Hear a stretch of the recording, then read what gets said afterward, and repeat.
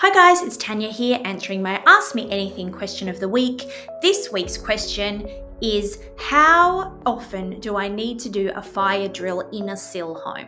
Now this comes out of the emergency management standards that are pretty new and something that's really been picked up at both the midterm audits and renewal audits for many clients.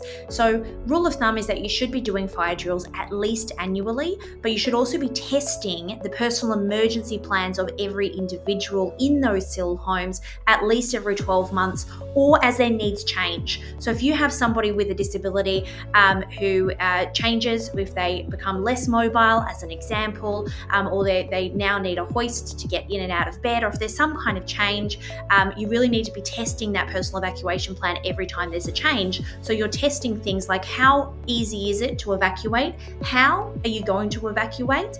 And you might need to test different mechanisms, like if sometimes they can walk and sometimes they can't, you might need to practice an evacuation sitting inside a bed, or you might need to practice in another way. It's also important that you've tried evacuating through a few different places in a SIL home, whether it be through the front door and the back door, just in case there is a time where the front, isn't available.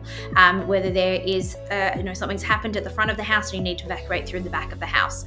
It's also important that every support worker who supports participants in a SIL home is actually trained in the personal emergency plan of every participant and the evacuation plan for the home. And that's why it's actually important that you do this quite regularly. A year is kind of, what's expected, but if you're having lots of new support workers, you should be training those support workers in that often, frequently. So that might be more like once a quarter than once a year, depending on changing of staff. How you document fire drills is something I also get asked often.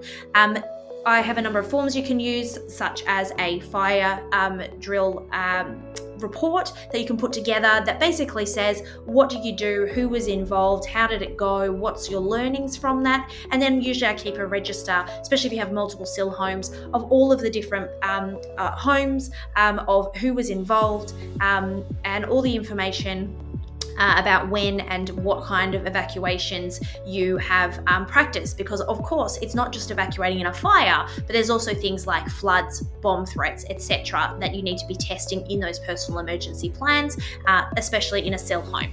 Hopefully that helps. Reach out if you have any further questions.